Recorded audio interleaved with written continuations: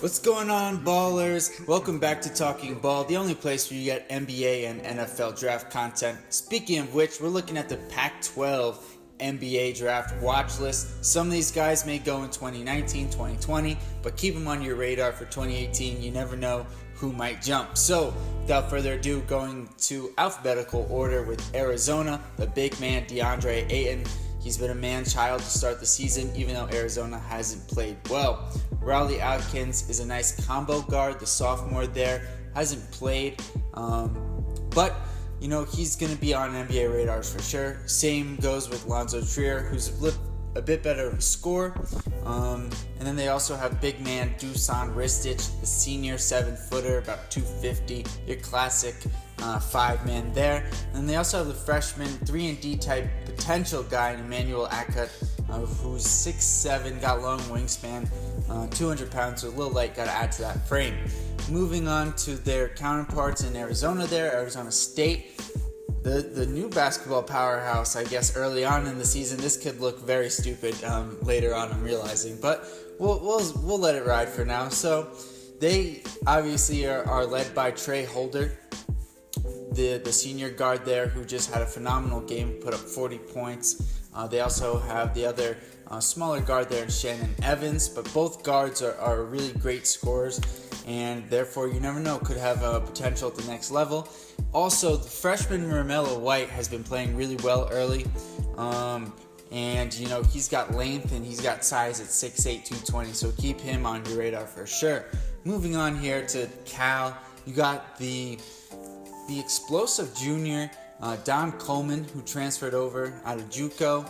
He's played really well. He's had some really high scoring games early on, and he can score through contact even though he's smaller in stature. Then you got the big men Marcus Lee and Kingsley Okoro. Both guys are definitely underdeveloped on the offensive end, so really you're looking at them to be potential 5-men who can finish above the rim and protect the rim, and both guys definitely need some work. It'll be interesting to see if either one sticks to the next level, but they'll definitely be in the process for sure. Moving on to Colorado, I see McKinley Wright IV as a guy who has some future draft potential. I don't think it's in 2018, but watch out for him in 2019, 2020 to potentially leave Colorado then.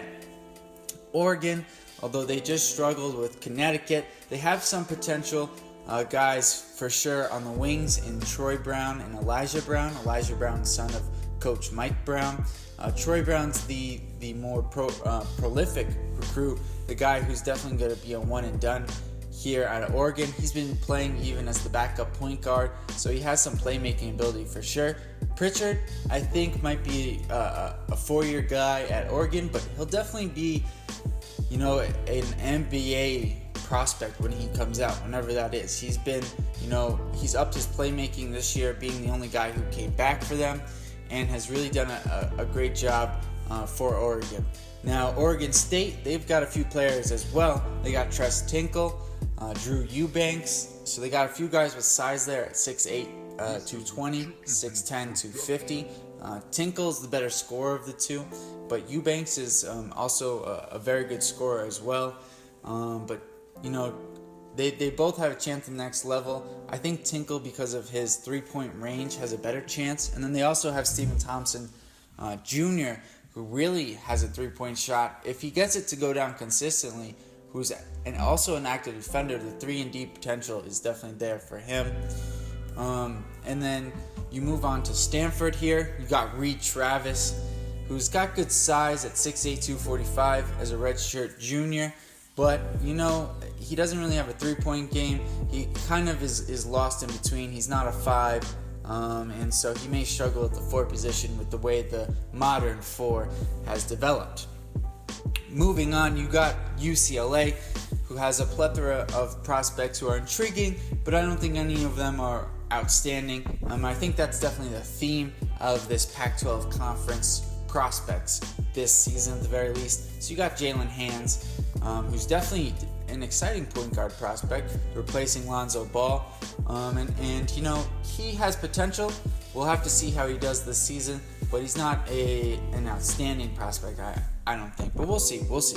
I could be very wrong on Jalen Hams. That's the one guy I'm not sure on, and we'll have to see how it develops. I could be making a video where I'm very wrong on him. They also have Chris Wilkes here, who's a 6'8" freshman as well, 3-and-D type.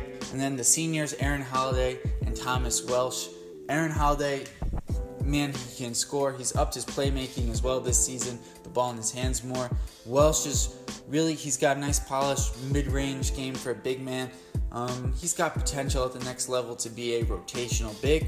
Moving on to their counterparts there in Los Angeles, USC. They got a few guys as well, a few bigs, in Chimezie Metu, who's your more traditional banger of a big, an inside guy who's definitely going to score on the inside, rebound well, and he's gotten some first round looks for sure. And I think with the depth of this class not being as strong, although the top of this class is very strong, but the depth not being as strong, I think there's a chance he goes between 20 and 30. They also have DeAnthony Melton, a combo guard who's got some potential, and Benny Boatwright, a big who is the opposite really of Metu, who's really an outside-in type of big.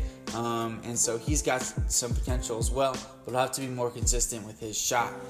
Utah, they don't have any individual standouts for me yet. It's also early in the season, but they've had a recent track record of turning guys out. Kyle Kuzma, Podol, Delon Wright, so plethora of guys there from Utah.